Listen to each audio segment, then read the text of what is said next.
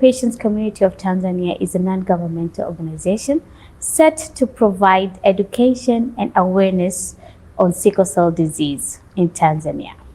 The organization supports groups of patients within the community through conducting both public and social media campaigns on sickle cell disease, sponsoring children's health insurance, and hosting events and workshops providing training, education, and information materials on sickle cell disease, such as books, articles, and keeping the sickle cell community members updated on current medical research.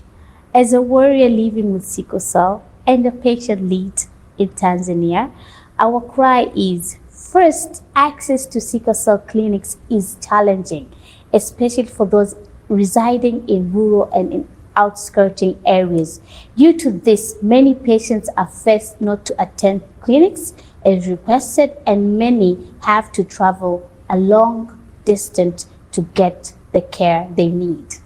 Secondly, healthcare workers sometimes have limited knowledge of sickle cell disease and in some instances downplay the pain that is reported by a person experiencing a crisis. Some cases may be requiring hospitalization for close consultation but are treated as OPDs. Thirdly, no access to health insurance, so are not being able to cover costs due to the factors such as income, unemployment, and low living conditions that binds most patients from having access to healthcare insurance packages. These are forced to pay cash for services, which is expensive and a burden to patients and family. Fourthly, many warriors had challenges accessing the sickle cell clinic during COVID-19. Fifth, we need to have centers for diagnostics. Diagnostics for sickle cell is very challenging, so we hope to have centers for diagnostics for sickle cell. Six, we would like research centers to work hand in hand with the sickle cell disease community of Tanzania and advocates, but also to not be clustered in one area. 6, we would like research centers to work hand in hand with the sickle cell disease community of Tanzania and advocate, but also to not be clustered in one area only, but to be equally distributed throughout across the country. No, I think I should look at the camera while saying that. Yeah? Okay?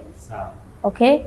6, we would like research centers to work hand in hand with the sickle cell disease community of Tanzania and advocate, but also to not be clustered in one area only, but to be equally distributed throughout the country.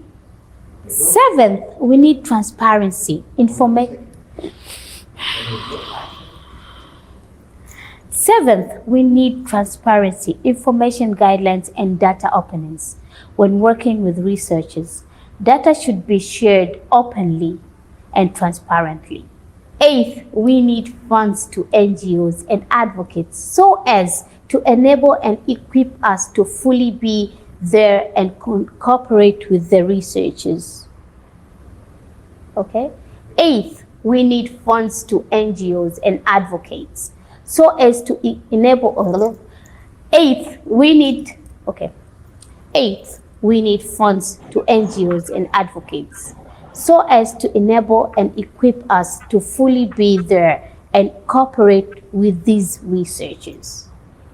In general, many warriors would like fair access to health and social services, such as jobs, education, and hope that organizations like the WHO and UNESCO would recognize the challenges people living with sickle cell face and invest in researches, healthcare, and sickle cell disease, as well as give sickle cell disease warriors a voice when they develop policies for sickle cell disease.